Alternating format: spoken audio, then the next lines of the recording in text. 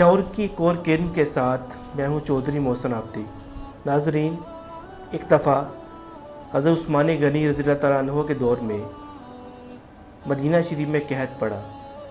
قحط اتنا شدید تھا کہ آسمان نے پانی برسانا چھوڑ دیا اور زمین نے اناج اگانے سے انکار کر دیا۔ اسی زمانے میں مدینہ شریف میں ہر طرف بھوک کا عالم تھا، لوگ بھوک سے مر رہے تھے۔ حضرت عثمان غنی رضی اللہ تعالیٰ عنہ کا ایک قافلہ جو کہ 1000 اونٹوں پر مشتمل تھا، وہ شام سے ضروریات زندگی کا سامان لے کر مدینہ شریف آیا۔ لوگوں میں امید پیدا ہوئی تاکہ ہم قحط سے بچ سکتے ہیں۔ ابھی وہ سامان پہنچا ہی تھا کہ تاجروں کا ایک گروہ حضرت عثمان غنی رضی اللہ تعالیٰ عنہ کے پاس آیا اور کہنے لگا کہ آپ اپنا مال بیچنا چاہتے ہیں۔ یقیناً ان کا مقصد یہی تھا کہ مال سستے داموں خریدیں اور لوگوں کی مجبوری سے فائدہ اٹھا کر اسے مہنگا بیچیں۔ حضرت عثمان غنی رضی اللہ تعالیٰ عنہ نے فرمایا، جی میں بیچنا چاہتا ہوں، آپ اس کی قیمت کتنی قیمت لگاتے ہیں؟ انہوں نے جتنے کا مال تھا اس کی ڈبل قیمت لگا دی۔ آپ نے فرمایا، اس سے زیادہ تو مجھے قیمت کہیں اور سے ملتی ہے۔ انہوں نے اس قیمت کو 3 گنا کر دیا۔ حضرت عثمان غنی رضی اللہ تعالیٰ عنہ نے فرمایا، مجھے اس سے زیادہ قیمت کہیں اور سے ملتی ہے۔ وہ بہت حیران ہوئے اور کہنے لگے، اس سے زیادہ مدینہ شریف میں اور کوئی قیمت نہیں دے سکتا۔ تو آپ نے فرمایا، مجھے اس سے زیادہ قیمت اپنے اس رب العالمین سے ملتی ہے جس نے مجھے یہ مال عطا کیا، اور اس کے ساتھ مجھے یہ توفیق عطا کی کہ میں یہ مال ضرورت مندوں میں تقسیم کروں اور اللہ تبارک و تعالیٰ سے اس کا 10 گنا اور 700 گنا تک اس کی رحمت سے حاصل کروں۔ اس کے بعد وہ گروہ غائب ہو گیا۔ ناظرین، وہ گروہ جنات کا گروہ تھا اور حضرت عثمان غنی رضی اللہ تعالیٰ عنہ سے گفتگو کرنے آیا تھا۔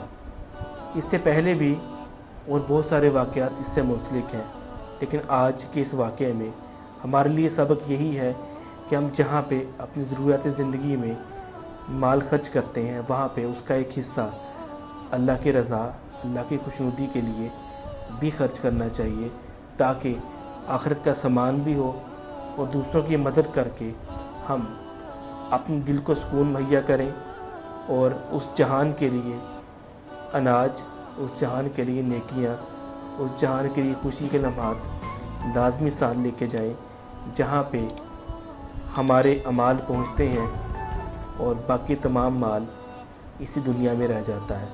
حضرت عمر بن عبدالعزیز رضی اللہ تعالیٰ عنہ کا جب وصال کا وقت آیا تو کسی نے پوچھا، حضور آپ نے آدھی دنیا پہ حکومت کی ہے، اپنی اولاد کے لیے کیا چھوڑ کے جا رہے ہیں؟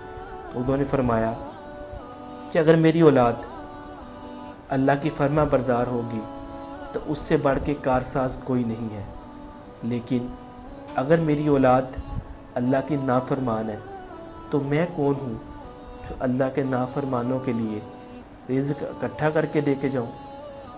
ہمیں اس پہ سوچنا ہے۔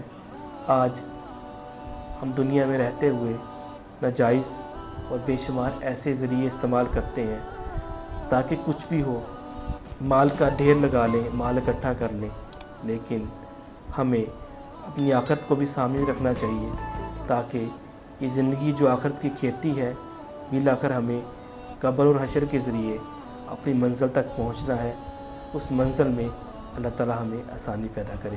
ناظرین، اس شعور کی کرن کو، اس شعور کے پیغام کو آگے پہنچائیں، تاکہ خیرات کرنا، دوسرے کی مدد کرنا، چاہے وہ پیسے کی شکل میں ہو یا کسی کو خوشی مہیا کرنے کی شکل میں ہو یا تعلیم مہیا کرنے کی شکل میں ہو، صحت کے ذریعے، کسی بھی ذریعے سے جو بھی ہمارے پاس وسائل موجود ہیں، ان وسائل کو استعمال کر کے اگر ہم کسی کو خوشی مہیا کرتے ہیں تو اللہ تعالیٰ اس کے صدقے ہمیں ڈھیروں نیکیاں عطا کرے گا، اور وہ نیکیاں قبر اور حشر میں ہمارے لیے وسیلہ نجات بنے گی۔